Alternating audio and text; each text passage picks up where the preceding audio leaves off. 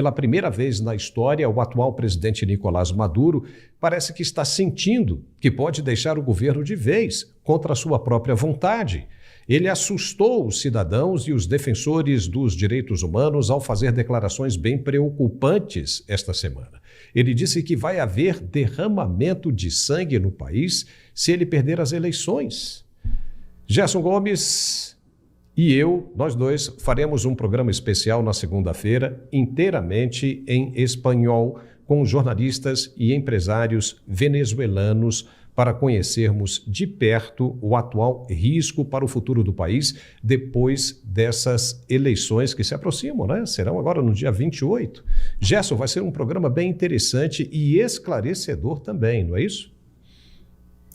Verdade. Nós teremos a oportunidade de conversar com um dos jornalistas, talvez um dos maiores jornalistas, aparece aqui na foto, que é o Casto Ocando, que é um jornalista muito famoso venezuelano, ele mora aqui na Flórida. Eu tive uma reunião com ele essa semana virtual e aprendi muito. É alguém que conhece do problema e traz dados que poucas pessoas falam, e porque ele conhece não só a realidade do país, mas conhece também a comunidade venezuelana aqui nos Estados Unidos. E o Juan Musso, eu o entrevistei algumas semanas aqui na TV Flórida. Ele é um empresário que mora no Brasil. Ele, inclusive, ele é cidadão peruano e venezuelano, mas é um empresário que mora no Brasil. Então ele conhece bem toda a geopolítica da América do Sul e ele está em Caracas para acompanhar as eleições. Então nós teremos a visão de quem está no terreno e a visão de quem conhece o tema profundamente desses anos todos, desde Castro, interferindo ali na Venezuela com Hugo Chávez, a evolução depois da doença do Chávez para o Maduro até os dias de hoje. Então será um programa que promete bastante. Sim, muito revelador, mesmo porque nós queremos saber a razão de Nicolás Maduro não deixar os venezuelanos que estão fora do país votar. Por que razão os venezuelanos de fora não podem votar? Como é que você explica isso, Gerson, na sua opinião? Como é que você enxerga isso? De certa maneira, esses venezuelanos na diáspora, como nós falamos, eles estão indignados com o fato de que o país ele não somente decresceu economicamente, mas como se transformou numa ditadura.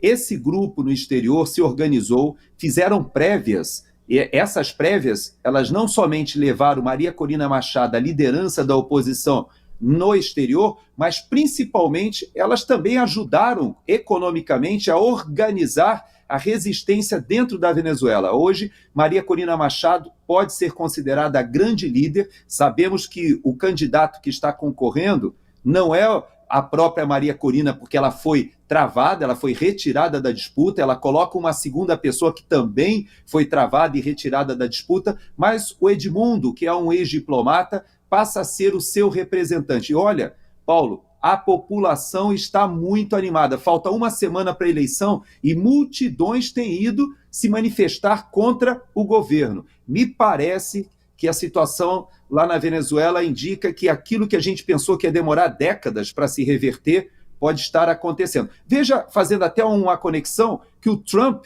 ele citou a Venezuela no seu discurso. Ele, inclusive, falou da situação de segurança deteriorada aqui nos Estados Unidos em função das fronteiras abertas. E ele poderia ter citado pessoas de qualquer país, mas ele fez questão de citar casos de venezuelanos que estão envolvidos com crime aqui e que, segundo ele, foram mandados embora da Venezuela e ingressaram nos Estados Unidos. Eu creio que a Venezuela entra numa atenção toda especial nessa mudança da política externa do governo Biden para o governo Trump. E desde a época em que era presidente, Donald Trump não esconde o que pensa da Venezuela, né? Ele dizia que, por ele, entraria ali na Venezuela e tomaria o país, né? Justamente para devolver os direitos humanos aos venezuelanos. E ele disse também que existem várias opções para a Venezuela, inclusive uma opção militar.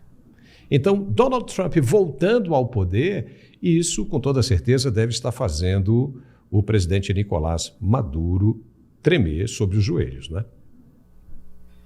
É verdade, mas eu creio que a conexão que se faz não é uma solução militar, mas uma solução econômica. Por incrível que pareça, a solução que Trump deu ao problema venezuelano foi justamente aumentar a produção de gás aqui nos Estados Unidos, transformando os Estados Unidos, durante a sua gestão, num país exportador de energia. Isso fez com que o preço do barril de petróleo despencasse, e, inclusive, fez com que a própria Venezuela, que tinha suas refinarias aqui nos Estados Unidos e tinha sua própria produção vinculada, né, à produção de empresas americanas na extração na Venezuela, tudo isso ficou travado.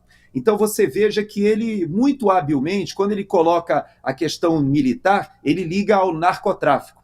E agora nós temos o Hugo Carvajal, que está preso aqui em Nova York, que também subsidiou o governo Biden com informações que foram usadas nas negociações ali do acordo de que haveria eleições justas e livres na Venezuela, e por isso a exportação de petróleo da Venezuela foi liberada. Hoje o Maduro conta com até um certo desenvolvimento nos últimos 2 anos da Venezuela. Por quê? Porque o governo Biden, por causa da guerra na Ucrânia e por causa do seu apelo da política pública a favor ou contra os hidrocarbonetos e a favor das energias renováveis, fez com que os Estados Unidos precisassem do petróleo da Venezuela. Então você vê que a geopolítica em torno da Venezuela ela tem muito mais a ver com o petróleo, com a produção de petróleo e até mesmo com a comercialização desse petróleo, que depende, claro, do seu parceiro mais próximo aqui nos Estados Unidos. Então, eu creio sim que haverá uma mudança radical. Inclusive o Trump prometeu isso, ele vai acabar com a questão da imposição dos carros elétricos,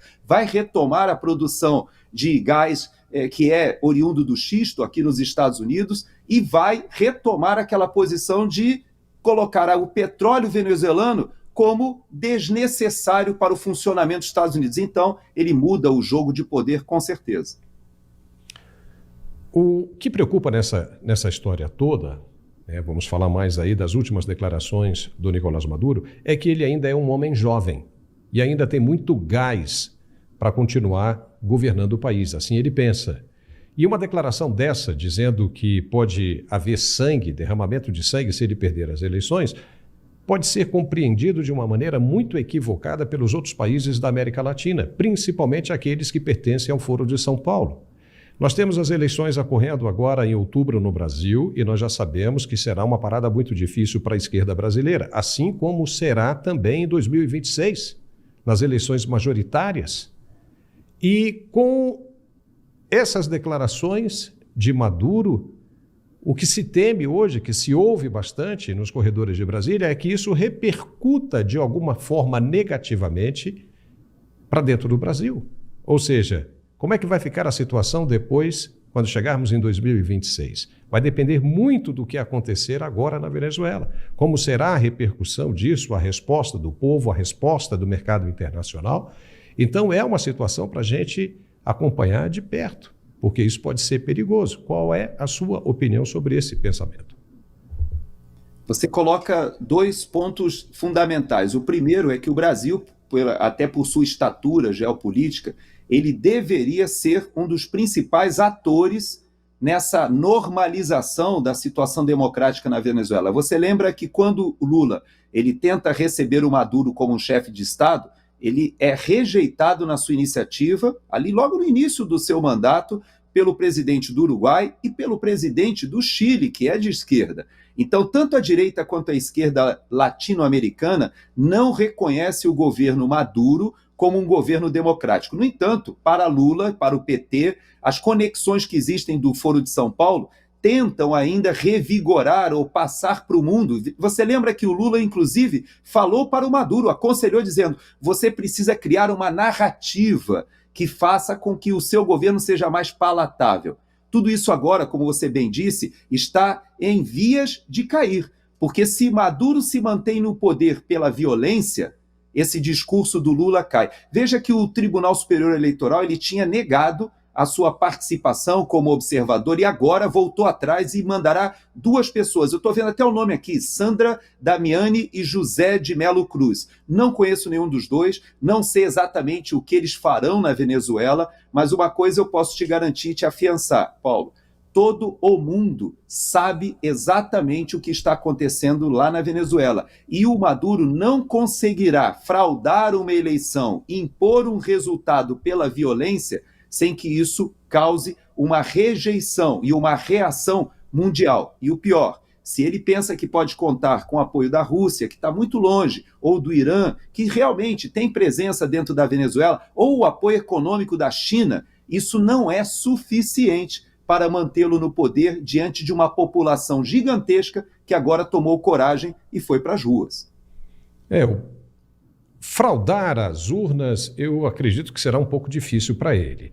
Eu acho que a estratégia dele é essa mesmo, de impedir que os venezuelanos que estão fora do país, que representam cerca de 1/3 do país, vote. Porque se não vota, né, essa turma toda vai ter mais voto para ele dentro do país, ou seja, ele terá como controlar isso com uma certa facilidade. Mas isso nós vamos acompanhar e vamos abordar mais sobre isso na segunda-feira com os nossos entrevistados venezuelanos. Gerson, chegamos ao final do nosso programa.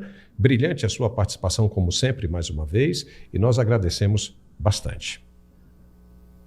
Eu que agradeço, Paulo, e até segunda. Vamos falar espanhol na segunda-feira. Será um programa desafiador. Com certeza. Será desafiador. Por supuesto. Valeu. Até segunda, Gerson.